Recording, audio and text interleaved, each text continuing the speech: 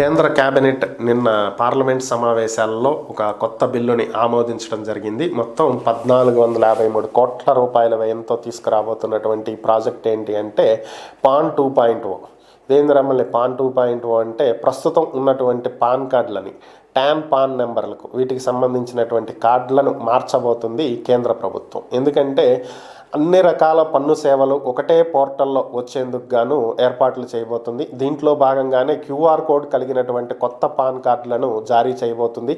ఇక నుంచి వచ్చేటువంటి పాన్ కార్డులన్నీ కూడా క్యూఆర్ కోడ్ కలిగి ఉంటాయి. క్యూఆర్ కోడ్ స్కాన్ చేయగానే ఆ పాన్ నెంబర్తో సంబంధించి వెబ్సైట్ ఓపెన్ అవుతుంది. ఆ పోర్టల్లో ఇన్కమ్ ట్యాక్స్ ఫైలింగ్స్ కావచ్చు, ఇతర పన్ను సేవలకు సంబంధించినటువంటివి కావచ్చు, ఈజీగా సులభతరంగా యూజర్ ఫ్రెండ్లీగా చేసుకునే విధంగా ఏర్పాట్లు చేయబోతుంది. ఇక అయితే ఆల్రెడీ పాన్ కార్డులు ఉన్నటువంటి వాళ్ళ పరిస్థితి ఏంటి, మరలా కొత్తగా అప్లికేషన్స్ పెట్టుకోవాలా, పాన్ కార్డులకు అప్లై చేయాలా అంటే లేదు, అలాంటి అవసరాలు అయితే ఏం లేదు. ఆల్రెడీ పాన్ కార్డు కలిగినటువంటి వాళ్ళకి ఆటోమేటిక్గా వాళ్ళ పాన్ నెంబర్ తోటి ఫోటోతోటి కొత్త క్యూఆర్ కోడ్ని జత చేసినటువంటి పీవీసీ కార్డులు వాళ్ళ మెయిలింగ్ అడ్రస్కి అంటే ఈమెయిల్కి అనుకునేరు లేనిపోయింది మీ అడ్రస్కి ఆటోమేటిక్గా కొరియర్ కానీ ఇండియన్ పోస్ట్ ద్వారా కానీ వస్తాయి. దీనికి ఎటువంటి రుసుము చెల్లించాల్సినటువంటి అవసరం లేదు. అంటే మీరు ఈ పాన్ కార్డు కోసం డబ్బులు చెల్లించాల్సినటువంటి పని లేదు. పాతవి వాడుతున్న వాళ్ళకి ఆటోమేటిక్గా అప్గ్రేడ్ చేసి కొత్త కార్డులను పంపించబోతుంది. ఇక నుంచి అప్లై చేసుకునేటువంటి కార్డులు కూడా ఆటోమేటిక్గా కొత్త కార్డులు 2.0 వర్షన్ తోటి అప్గ్రేడ్ చేసినటువంటి సిస్టంలో క్యూఆర్ కోడ్ తోటి రాబోతున్నాయి.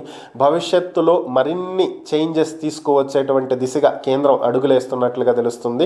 వీటిల్లో ముఖ్యమైనటువంటిది ఒకటి, ఆర్బీఐ సహకారంతో అన్ని బ్యాంకులకు సంబంధించి ఏకీకృత పోర్టల్ని తీసుకురానున్నట్లుగా ఒక అనధికారికమైనటువంటి సమాచారం. ఇది ఎప్పటికీ సాధ్యమవుతుందనేది తెలియదు. అంటే మీకు సింపుల్గా అర్థమయ్యేలా తెలియాలి అంటే సాధారణంగా 1-2 బ్యాంకుల్లో అకౌంట్స్ మెయింటైన్ చేసే వాళ్ళు ఉంటారు.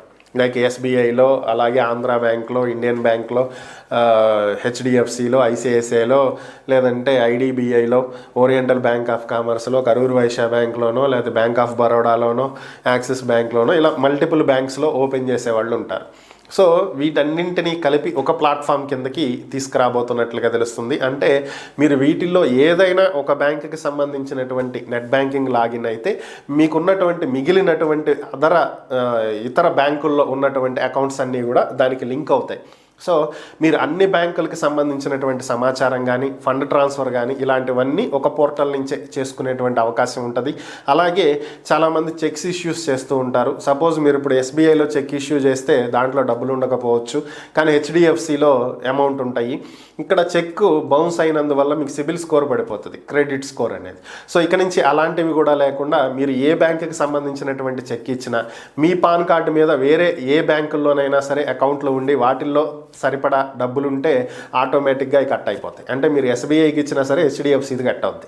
సో అట్లా కొన్ని నూతన మార్పులు తీసుకురాబోతున్నట్లుగా సమాచారం. ఇదైతే పూర్తిగా అనధికారమైనటువంటి సమాచారం. మరి ఇవి ఎప్పటికి సాధ్యమవుతాయి అనేది తెలియదు.